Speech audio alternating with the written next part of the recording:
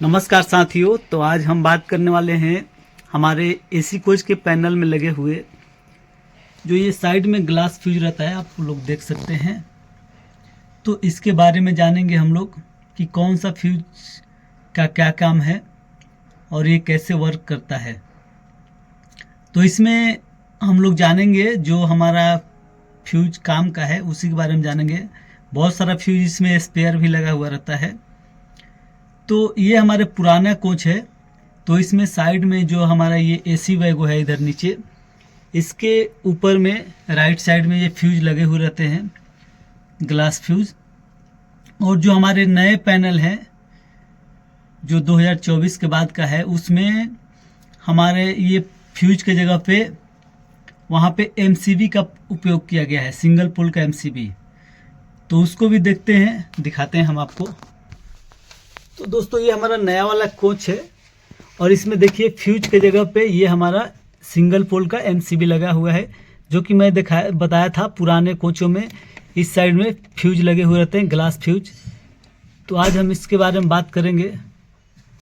तो ये फ्यूज के जगह पर एमसीबी क्यों लगाया गया? एमसीबी लगाने का उद्देश्य ये है कि जब भी हमारा फ्यूज चला जाता था तो ये बहुत ही लगाने में हमको तकलीफ होता था और बार बार उसको चेंज करना ये सब। और एमसीबी है तो हमारा ये सेफ्टी रहता है, अगर ज़्यादा वोल्ट हुआ है, कुछ भी हुआ, शॉर्ट सर्किट कुछ भी, तो ये यहाँ से ट्रिप हो जाएगा, जिससे हमारा डिवाइस भी बच जाएगा और आसानी से इसको फिर से हम लोग स्टार्ट कर सकते हैं।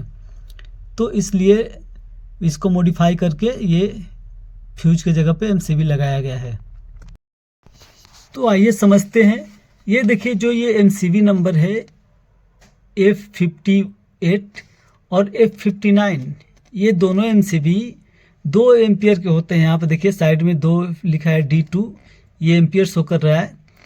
तो इसमें सप्लाई जो है इन होता है, कहाँ से होता है? तो ये सप्लाई हमारे जो ये 5 kVA का प्राइमरी ट्रांसफार्मर रहता है, यहाँ पे देखिए ये जो ट्रांसफार्मर है, इस यहाँ से आउट होकर सप्लाई इसमें एमसीबी में आता है और यहाँ से आउट होने के बाद ये सप्लाई हमारे A6 जो कि 110 वोल्ट एसी मॉनिटरिंग रिले का जो लगा हुआ रहता है A6 IMR, उसमें जाता है। ये सप्लाई यहाँ पे जो देखिए ये IMR लगा हुआ है 110 वोल्ट एसी मॉनिटरिंग इंसुलेशन का, तो इसमें सप्लाई जाता है। उसके बाद आगे बात करते हैं। तो आगे एमसीबी नंबर है F60, F61 और F62।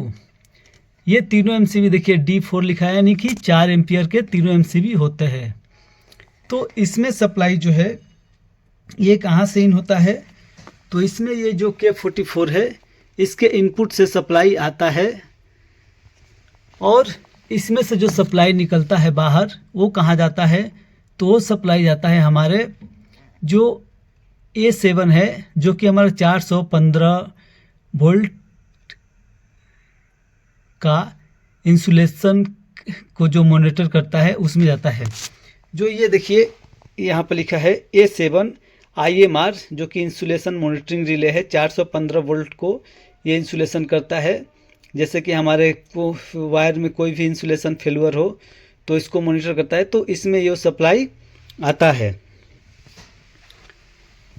अब इसके बाद बात करेंगे हम लोग आगे। अब आगे हमारा एमसीबी नंबर है F63 और F65। ये जो 2 एमसीबी है, ये दोनों एमसीबी 6 एम्पियर के होते हैं। यहाँ पर देखिए 6 एम्पियर दिखा रहा है। तो इसमें दोनों एमसीबी में डीसी सप्लाई आता है, 110 वोल्ट डीसी सप्लाई आता है। और ये सप्लाई कहाँ से आता है? तो ये जो हमारा पैनल में 2 फ्यूज लगे हुए रहते हैं 25 एम्पियर के, नेगेटिव और पॉजिटिव, इसके से जो आउटपुट निकलता है सप्लाई, यहाँ आउटपुट निकलने के बाद वैगो में जाता है। तो वैगो से सप्लाई होके ये हमारा जो एमसीबी है दोनों में आता है। और यहाँ से सप्लाई एमसीबी के थ्रू निकलने के बाद ये सप्लाई हमारा जाता है K05, जो कि यहाँ पे है, ये देखिए ये K05 है। इसमें वो सप्लाई एमसीबी नंबर 63 और 65 के थ्रू आता है।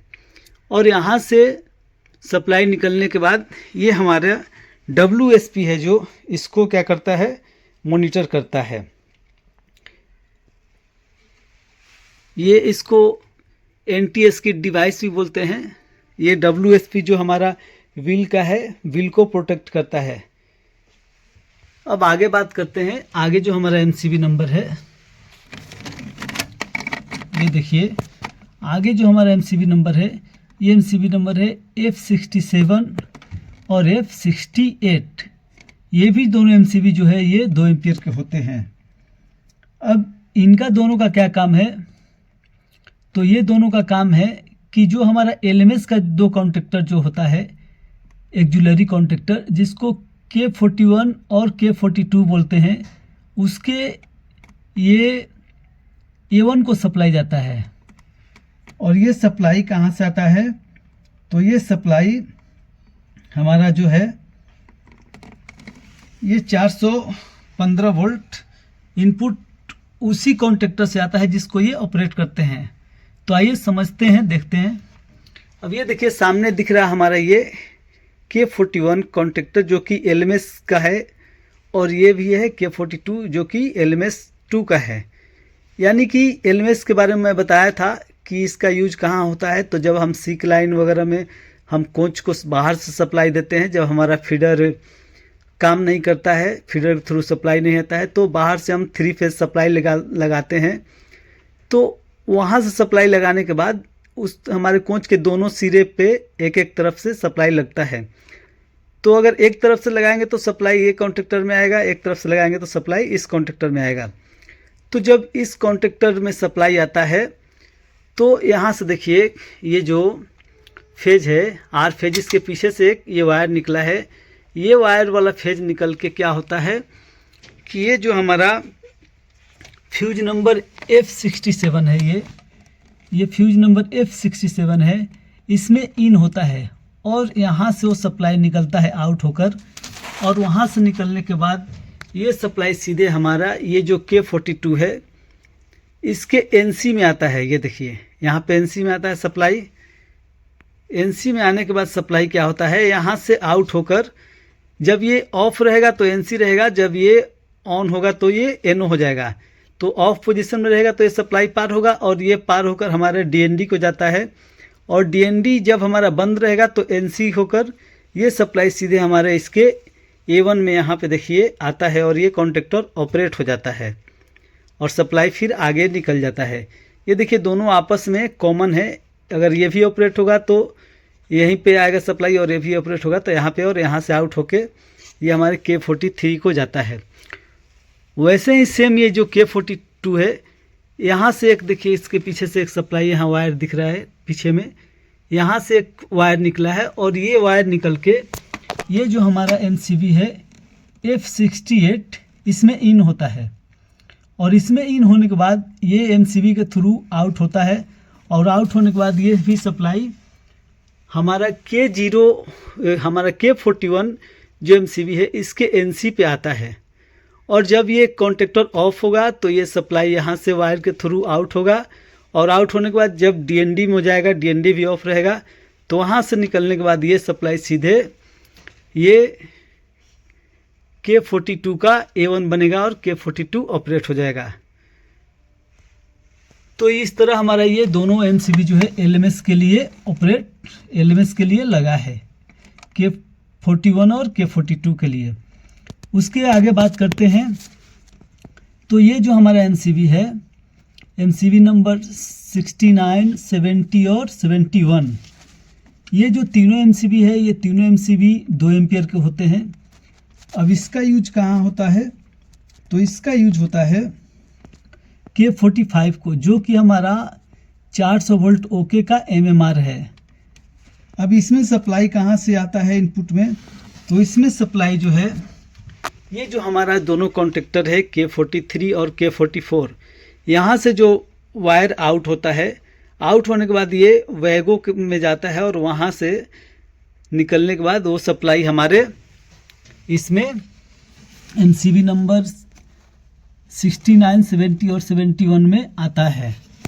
और यहाँ से जो MCB से वायर पास होता है, तो पास होने के बाद वो सप्लाई हमारा कहाँ जाता है, तो K45 को जाता है। अब देखिए यहाँ पे K45 ये है हमारा, जो कि इसमें डिजिटल दिया हुआ है।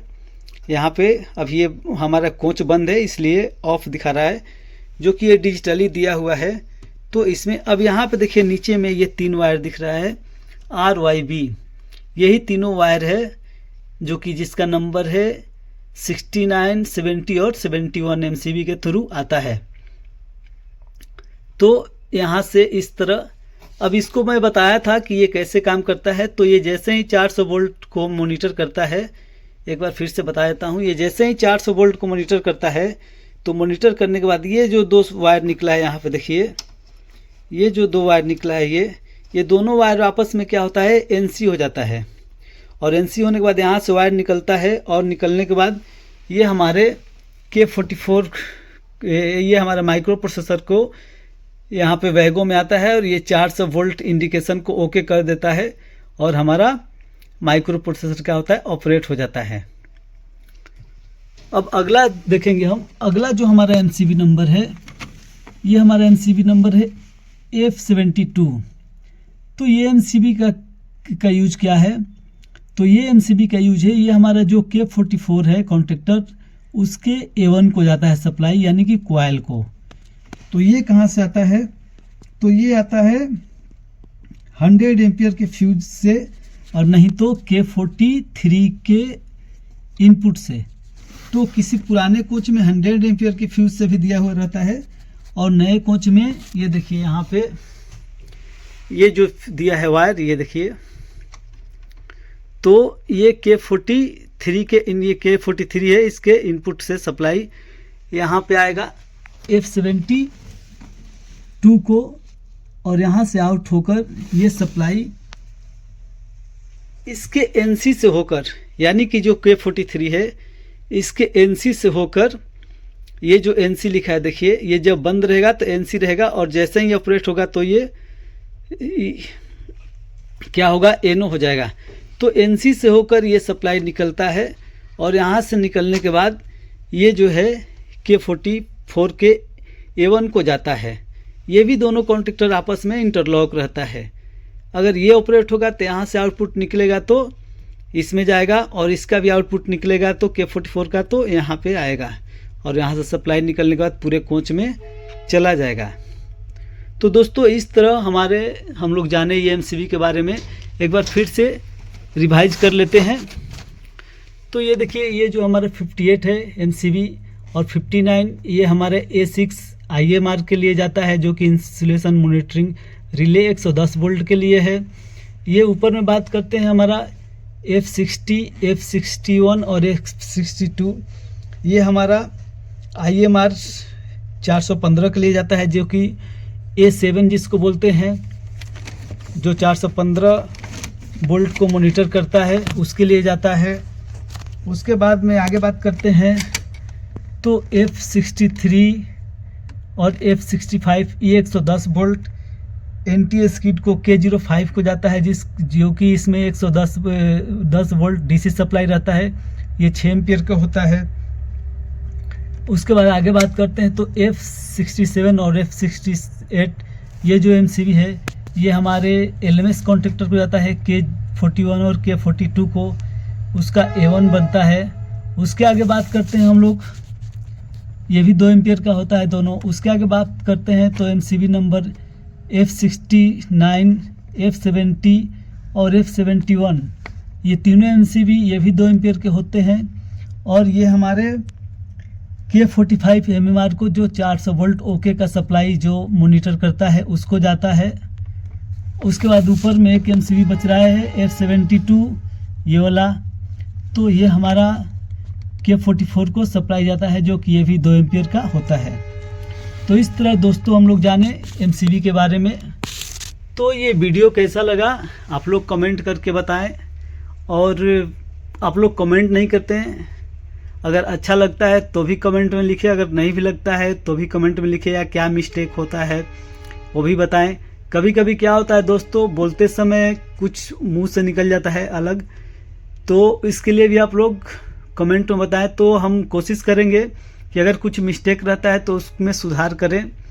और आप हमारे चैनल पर नए हैं तो चैनल को सब्सक्राइब करें, लाइक करें। इस तरह आपके लिए और भी इंफॉर्मेटिव वीडियो आता रहेगा। मिलते हैं फिर अगले वीडियो में, तब तक के लिए जय हिंद।